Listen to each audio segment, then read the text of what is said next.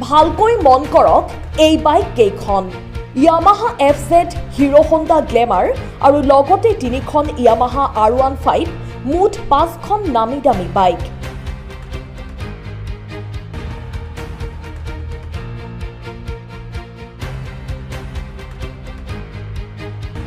যদি আপোনাৰ এনেধৰণৰ বাইক হেৰাইছে তেন্তে উপযুক্ত প্ৰমাণপত্ৰ দেখুৱাই লৈ যাওক আৰক্ষী থানাৰ পৰা। গহপুৰ আৰক্ষী থানাত আছে এইকেইখন বাইক। আৰক্ষীৰ অভিযানত উদ্ধাৰ হৈছে 5খনকৈ চুৰি বাইক। বিভিন্ন সময়ত গহপুৰ সমজিলাৰ বিভিন্ন প্ৰান্তত বহুকেইখন বাইক চুৰি হৈ আহিছিল। বহু বাইক ঘৰৰ পৰা আৰু বহু বাইক বজাৰ ঘাটৰ পৰা চুৰি হৈছিল।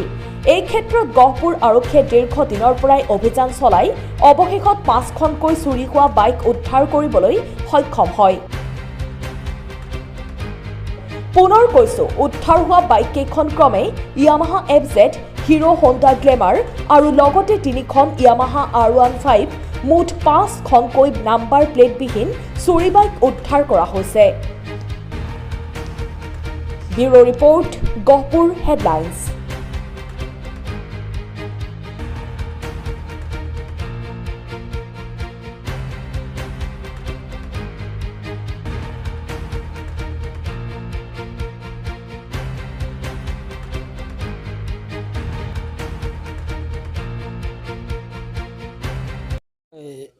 এতিয়া গহপুৰ আৰক্ষীক বিশেষকৈ ধন্যবাদ দিব লাগিব, কাৰণ আজি বহুত দিন ধৰি য'তে ত'তে বাইক অসমৰ বাদেই অৰুণাচলৰ পৰাও বহুত বাইক চুৰ হৈ গহপুৰত বা বেলেগ ধৰণৰ তেনেকৈ চুৰি আনি বিক্ৰী কৰি আছিলে।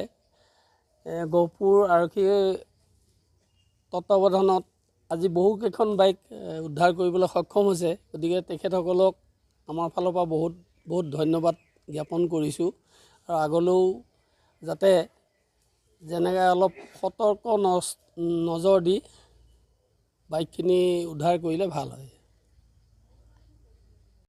এতিয়া জানিব পৰা মতে গুৱাহাটী আছে, বাকী অসমৰ বিভিন্ন জেগাৰ পৰা আনিছে, বিশেষকৈ অৰুণাচলৰ বেছি আছে চাগৈ। গতিকে এখেতসকলৰ নাম্বাৰ প্লেট নাই যেতিয়া ধৰিব পৰা নাই, তথাপিতো বহুকেইখন বাইক উদ্ধাৰ কৰিছে। আগলৈও এনেকৈ উদ্ধাৰ কৰিব বুলি আমি আৰক্ষী প্ৰশাসনৰ প্ৰতি আশাবাদী আৰু।